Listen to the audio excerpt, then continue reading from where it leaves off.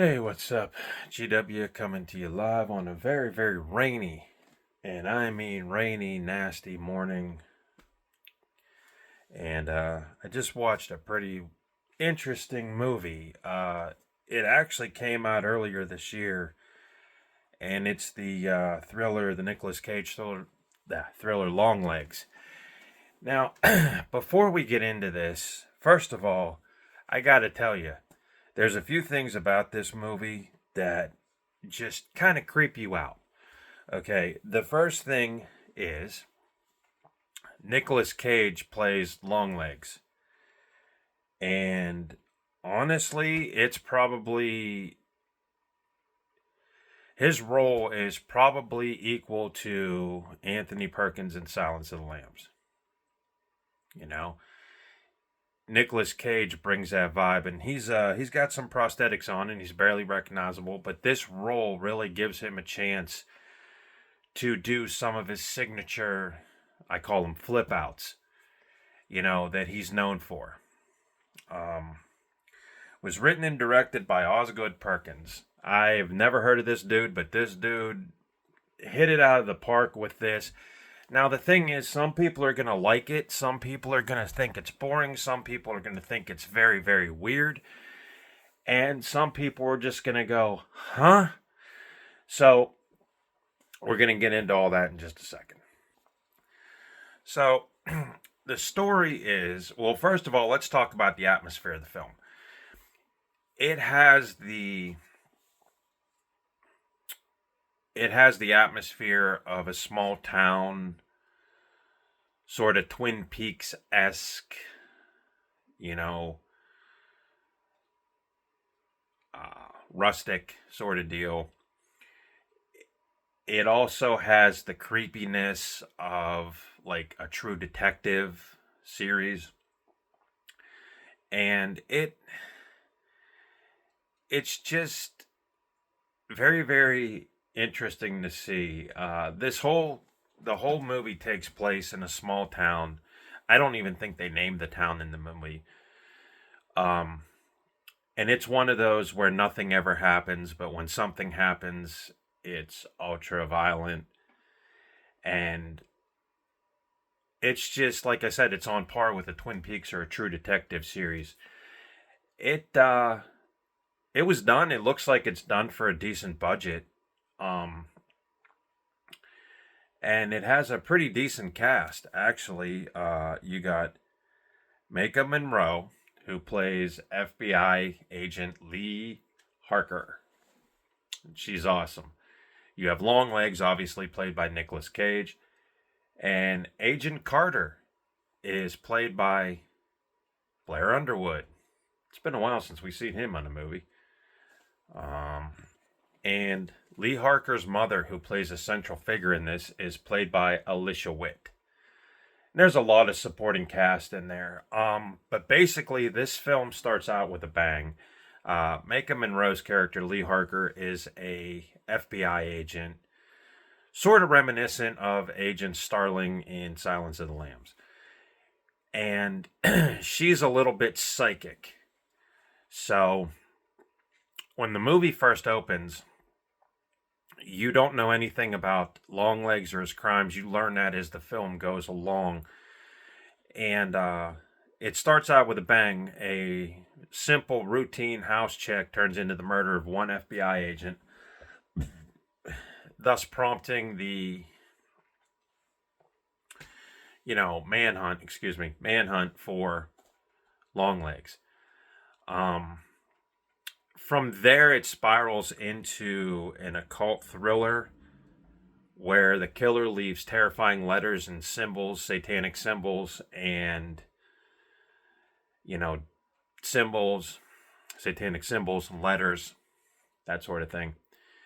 But there's also a very, very wicked supernatural element that isn't explained until the last 10 minutes of the movie, where Longlegs is actually a doll maker, and he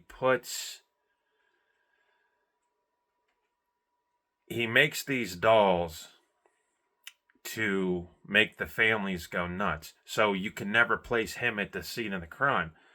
And for the first hour and a half, or the hour that I'm watching this movie, I'm like, okay, this dude's never implicated. He's never there. How does he kill? The very last couple of minutes, they show it. Now, the violence in this thing is graphic, but it's not sporadic. It, uh, it, it's a little bit almost non-existent, but when it is used, it packs a punch. It makes the exclamation point on the killings and the murders in this film really wild. And until you watch the whole movie, I'm not going to give away, but Longlegs does not work alone. If you've seen the movie, then you guys know that it's like, whoa. Obviously, it is revealed in the movie who his accomplice is, but it's interesting. It's very interesting, and it goes in a couple of directions that I didn't really think it would go. Um, the only reason I do know about this film is I heard about it. Usually, I skip crime dramas, unless you're like looking at like a seven style movie or a high speed octane action thriller like Heat or, you know, Die Hard. I usually skip action drama thrillers or crime dramas in and of itself because, to me they're a dime a dozen. But this one sticks out because of the atmosphere, and this film is pretty creepy. I'm not gonna lie. Uh, the cast is great, and like I said, I've never seen them on anything other than this, but it's very cool that this is their first home run because this is actually a decent movie. As far as serial killer movies go, and there's something about this character Longlegs that is more creepier than Hannibal Lecter, and I can't put my finger on it, but Nicolas Cage pretty much embodies this killer, and he's definitely somebody you will not forget when you meet them or you see the movie and you see not meet them in real life. But like I said, going back to the gore, there is a lot of gore. A lot of it is not graphic. You just see blood splatters. Toward the end, there's a few gunshots. A lot of it takes place off camera, which is weird for an R-rated film. Like, dude, like a husband goes and kills his wife with an axe, goes in the room. You hear the thump, you see the blood splatter, but you don't actually see the actual hit. I think it's more implied, and I think in some films that implied violence rather than showing you everything works a little bit better because it forces you to use your imagination. But this is a really underrated thriller, I think. I think this is actually decent, but the problem is it's almost a slow burn until the middle of the film. This film is pretty short, at least it seemed like it.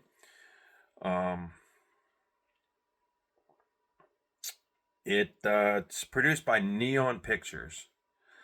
Now, Neon Pictures also put out the movie Cuckoo, which I saw the trailer for before watching this movie, and it looked like another head trip, bizarre type, bloody, messed up thriller that I'm going to have to check out. But very interesting, and it like I said, Nicolas Cage's character Longlegs is a doll maker, and that puts an interesting spin in and of itself on the serial killer genre because you don't see that. You just see people who kill just to kill, but his dolls are creepy. There is some scenes in here that, like I said, given the atmosphere of the film, and if you're a Twin Peaks or a True Detective fan, or even if you played Alan Wake 2, you're going to feel the same vibe from this film that you do with those types of media. It's pretty interesting the way that they captured that rustic sort of, easy, uneasy feeling, and there's a little bit of something weird off the town. And just the way that the story goes and conveys, you can see it did pull a lot of those elements from those key shows. So it's definitely worth a watch. Um, the only thing I would say is that it's a little bit hard to understand unless you really pay attention. And if you walk out after, and you're not thinking about it or you don't pay attention to the last 10 minutes of the movie, you are going to miss what actually goes on here. And there's a lot of weirdness in here, too. It's not your typical, murder, murder, murder. There's a lot of supernatural occult shit, a lot of satanic shit in here. But all in all, a very good weird movie. And I think this type of movie deserves a second watch because I think if you watch it again, that you will pick up things you had missed, previous to this. Now, the only reason I know about this movie is because I get Fangoria magazine, and on the cover, it showed a scene from here where there's two people found dead in the bed, and they've been sitting there for about a month. And I started reading about it, and I started reading reviews on it, and it said creepy, creepy, creepy. Nicholas' performances is great. And I said, you know what? I'll check it out. So I got it, and I am very surprised. And I'll tell you what, that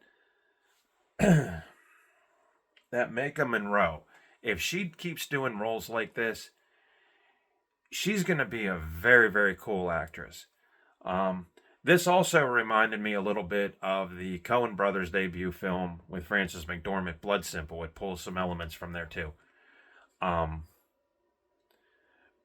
I will say this, without giving away the ending of the film, that Alicia Witt's character, Ruth Harker, is a very, very, very off-kilter, sort of messed up person that it's one of them deals where if you know somebody, they always have a strange side to them. Well, in this film, her strange side comes out tenfold and more. I don't want to give away any more of the plot because it kind of threw me for a loop. I'm like, whoa. But there are some eerie scenes in this, which also adds to the creepiness factor. So all in all, I think Longlegs is a pretty decent, movie. It is going to be hard for people, like I said, to understand it if you're not paying attention. So when you watch this movie, guys, you have to pay attention. But if you're looking for something to watch on a rainy day like it is today, if it's, for rent on Amazon Prime, $5-6, whatever, go for it. If you like this type of thing. Now, you're going to get into, like I said, the Twin Peaks True Detective-ish, really creepy, bizarre, atmospheric movie that delves into the occult. But you're also going to see one of Nicolas Cage's most creepiest performances that I think. I mean, there's no rhyme and reason for what he does either. Well, I guess there is a reason, but it's just a little bit muddled. You have to kind of look for it. But his performance carries the film, So I would pair this with Willy's Wonderland, and you got yourself a really kind of screwed up Nicolas Cage rainy day deal. Like I said, I really enjoyed it. I didn't know what to expect going in. And by the end of the movie, I walked away and I just kind of took it all in for a minute and I was like, you know what? Wasn't bad. Now, Blair Underwood's obviously a pretty cool actor. And paired up with Nicolas Cage and Maika Monroe, I mean, they have something. As far as the direction of this film, I think it went good. It's a little bit of a slow burn film. But all in all, at the end of the day, it creeps you out. And the atmosphere and Nicolas Cage's performance, I think, make the movie. So you guys can take that for what it's worth. I really enjoyed it. Um, so next week is Thanksgiving. And I thought it would be fun to revisit next week Eli Roth's slasher Thanksgiving. Now, if you guys haven't seen that, I don't remember if I did a video review on that or not, but it's also kind of fun to watch that on Thanksgiving because you get the whole atmosphere. You get the turkey and everything. You go home, you watch this cool slasher movie, and it's pretty cool. But if you guys remember, that thing started, the movie actually started on Black Friday. The movie takes place on Black Friday, right? And it's a whole nother year until Thanksgiving. It was pretty cool. So I dug that out of the closet, so we're going to check that out. Nothing else going on that I know of.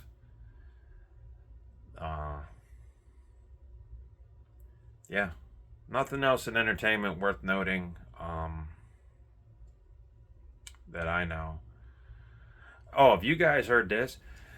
About a couple months ago, Pauly Shore actually did a short where he played Richard Simmons. I think it was called The Jester or something like that. Well, there's might be a biopic about Richard Simmons coming out, an official one, which would be really nice because, see, when I was growing up, Richard Simmons was everywhere. You turned on the TV, you saw, commercials, Sweating to the Oldies. He had, like, I think an hour special on Saturday mornings, I think, where he did exercises. He was always on the Howard Stern show. And he was so down to earth and so crazy, but you didn't know anything about Richard Simmons, right? He lived quietly. Like, he just moved out of public life, disappeared. For a while, me and my wife thought, we're looking on internet, looking on Google, because we were like, okay, what happened to Richard Simmons? And we thought he was dead. But no, he was living, he just, became a recluse. And I think it would be very cool to see a biopic about Richard Simmons because not a lot of people knows him. Knows really about him. And he did a lot of good for a lot of people. He made those people work out, lose weight, and he always had to deal a meal. You guys remember that? But it would be something to see. And I hope they get it off the ground because I do like good biographies. And that's something not a lot of people know.